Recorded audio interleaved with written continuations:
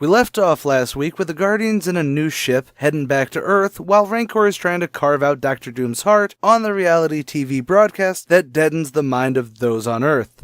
Biting commentary there. Well, Vance Astro does have a quick appearance in New Warriors number 36, where he defends the character of Justice, the Earth 616 version of Vance himself. And we get some fairly heavy moments of Vance talking about his own personal abuse from his father, and how that's what made him find another father figure, such as Captain America. Actually, I'd like to say that this panel, which I do have up on the Comic Archivist Facebook page, really does bring up why there is often fan backlash against changing the fundamentals of a character. Double points for it being about Captain America's ideology after that Hydra Secret Empire BS that I'll cover eventually in some way. Back to the main series proper, though, with Guardians of the Galaxy number 38, and we get some very light relationship stuff with Vanta and Alita, who's grown cold and now wants to be called Starhawk. While Vance is blowing off steam after this talk, though, the Beyonder poofs in. Abridged history of the Beyonder, who I may do one of these on, because hot damn, he's become a hot mess of a character by the end. At this point, he's just an omnipotent man-child. But he's only there to show that he's captured Protege and Malevolent because he can, and to also give Vance black Under Armour because why not? Also, Yellow Jacket has a new outfit too.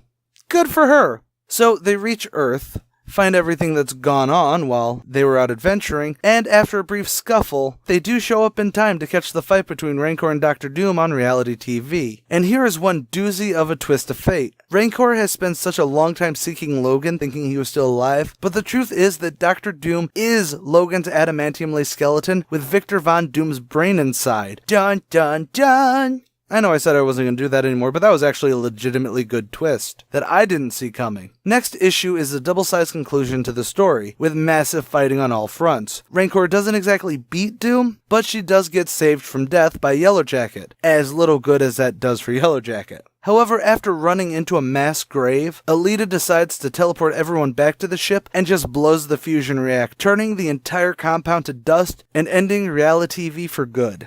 With all that complete, Vance keeps the promise he made a long time ago and gives his shield to the new leader of Earth as a rallying symbol for all those under the warm freedoms of Earth or something like that. I actually really love this arc because while the wrap-up double-size issue has a bit of padding with a lot of fights in it, the story was so built up over the last dozen or so issues that it wasn't just a story about the Guardians. To use the tagline the comic uses, it explored the Marvel Universe in the 31st century. It was nifty as all. Speaking of long-standing plots that I failed to cover while they were going on a couple pages per issue, issue 40 is the main push of the story involving the enslaved Inhumans on the moon, starting with finally giving the full backstory of Talon, with him growing up as an Inhuman slave and only escaping to become an apprentice of Krugar, the Sorcerer Supreme, who we've met several times in the story now. So the Guardians hear the story and head off to the moon to save the Inhumans from the Iron Fist of Loki LaFayson himself. Yeah, that was also another legitimate twist I didn't see coming. Yet while sneaking through the mines, they're attacked by Composite, who's a, well, composite of the Royal Court of Inhumans that we know, like Gorgon and Medusa. Except one Guardian isn't in the mines. Starhawk has decided to take the fight directly to Loki.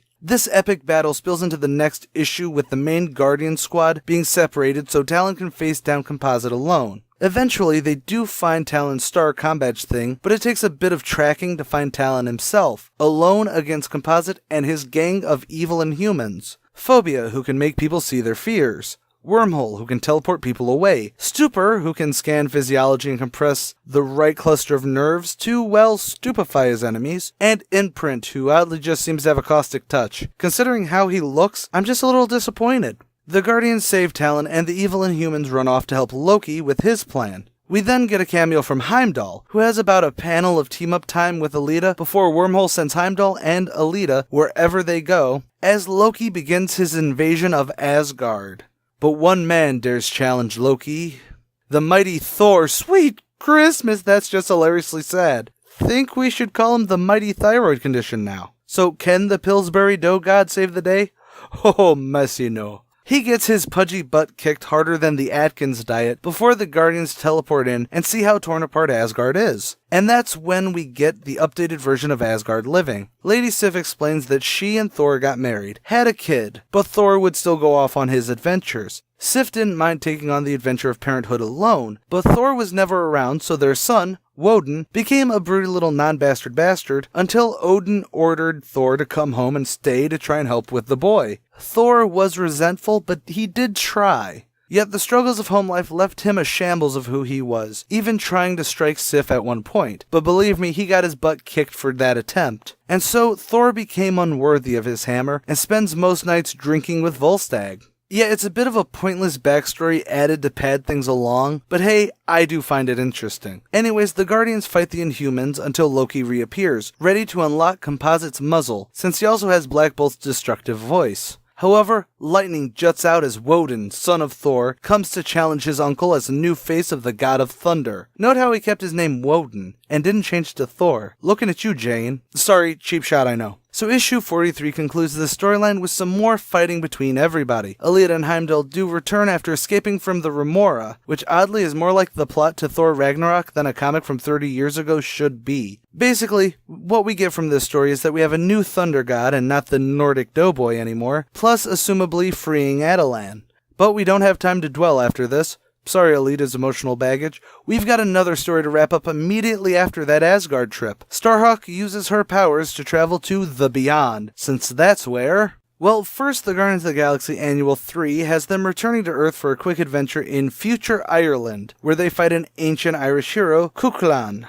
I'm sorry if I mispronounced that. And then meet up with the hero Shamrock after. It's a fairly decent in just a one-off way, but c'est la vie, back to the meat. Issue 44 gives us a recap, and then we go not to the Beyond, but to Alpha Centauri 6 to get Yondu to join, before they go to the Beyonder's homeworld. And Yondu's extremely angry with the Guardians.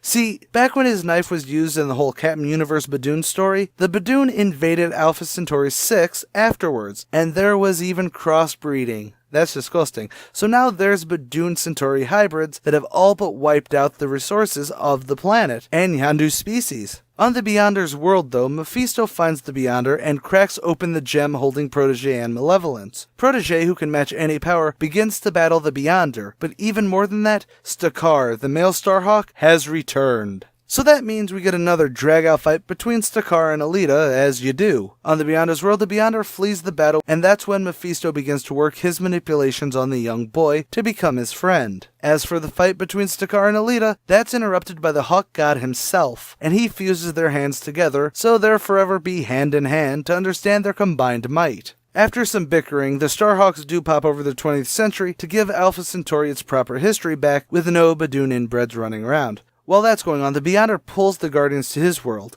but that basically just makes them easier targets for Mephisto, who says that Vance has been helping the Beyonder since the beginning of Malevolence's captivity, and I'm just left scratching my head, because that's not really how all this went down, when the Beyonder gave him the black underarmor. Speaking of, Mephisto erases the preservation spell from Vance, making him rapidly start to age, until his suit starts to kinda act like a symbiote and engulf him, saving his life and making him strong enough to hurt Mephisto and Malevolence. Maybe the Beyonder did have like a long con going there. Then the Beyonder pops in, before Protege also pops in, and then they go back to fighting, before those two get summoned to the Living Tribunal.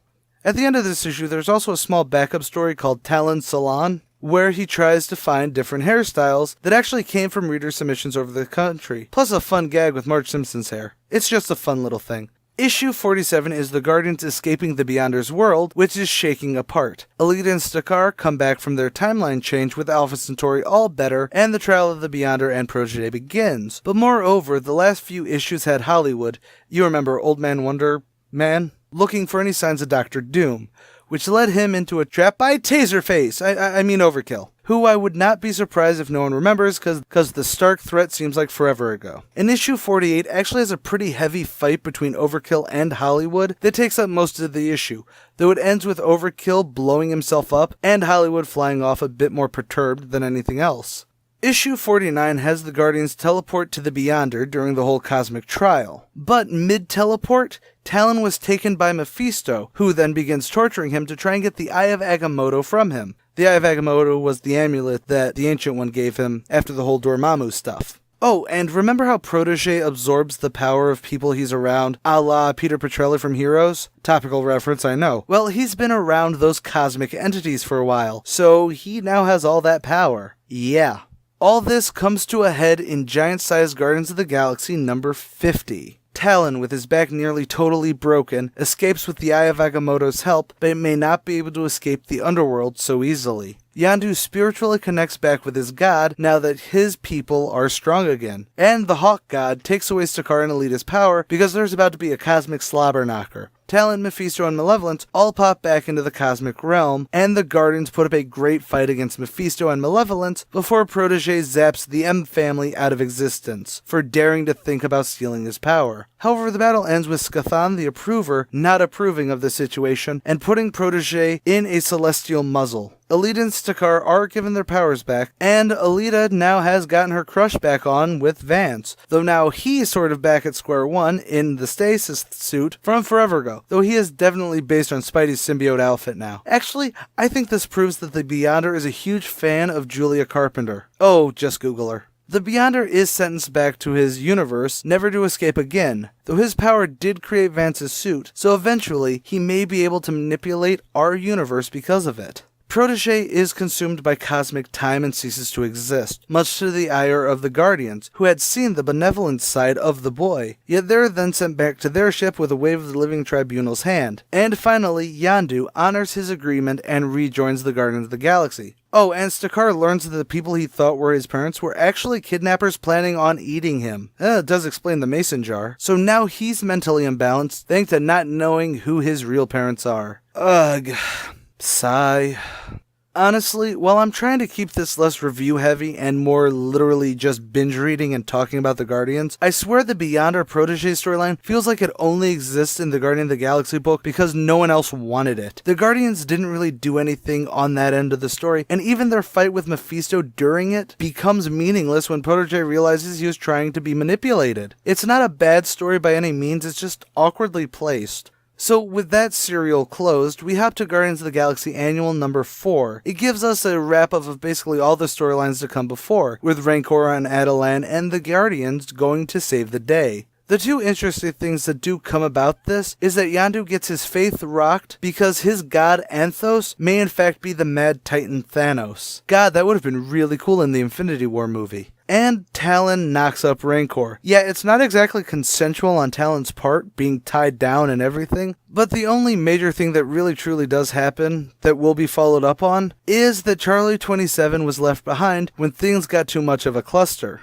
So, in number 51, the Guardians finally return to Earth. They visit Kukulkan and Shamrock, who seems to be in Germany to figure out how to save Charlie 27. Charlie is currently being held at the Supermax artificial prison planet Stockade, trying to be forced to sign a confession. So, needing muscle, the Guardians decide to be in Kukulkan, although that does not go so well since he's been in the Stone Age since even the 20th century, so he doesn't know what's going on. Vance and Talon get into an argument about Talon's injury and his attitude since the fight with Rancor, which at least shows that something as serious as what happened to him affected the character without needing to make it a very special episode. After Talon storms off, Vance goes to have a moment with Alita, where they do try and kiss, but his suit tries to fuse with her. Yeah, maybe it's best to not accept any black suits from the Beyonder or his worlds. I'm just wondering if there's a space church nearby for him to get it off. Anyways, Talon tricks Kukulkan into augmenting his body into a more feral state. And I actually really dig this character redesign. It keeps faith with who the character is, except making him look a bit more butch, I think might be the best way to say it.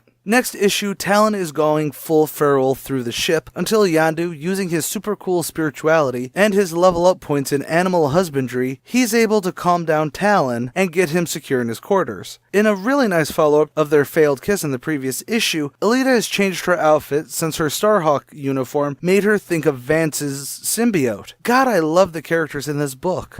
Either way, the Guardians are officially about to start their plan to free Charlie. Speaking of Charlie, he gets jumped in prison by Toka, or Slash, take your Ninja Turtles reference al dente, and won't be sent to the infirmary until he signs a confession. He refuses, but luckily his cellmate is Diablo. Oh god, I wish. No, this is Marvel's Diablo, who was just an evil alchemist who faced off against the Fantastic Four for a while, but he may have a potion that fixed Charlie right up. Side note, I love how he's doing a painting of Dragon Man. It's the little things that make it so much more awesome. On the Icarus, Vance is not having a good time talking to the Warden of Stockade, so he and Kukulkan beam over. Meanwhile, Talon is just going even more insane with power, so much so that Krugar actually poofs in when Talon tries using his amulet to gain even more power and knocks him out. On Stockade, the evidence against Charlie is this really damning video of someone who at least looks a lot like Charlie blowing up a bomb that killed millions. Yet because of the Warden's attitude, Cuckoo Clown punches his lights out. So the guards start swarming, but he whomps them too, so now Vance and Cuckoo Clown are fugitives running throughout Stockade. But then, Security Measure Double D is implemented. They turn off Drax the Destroyer's cartoons. But I think this video's gone on long enough, so come back for the conclusion of the original Guardians of the Galaxy series next week.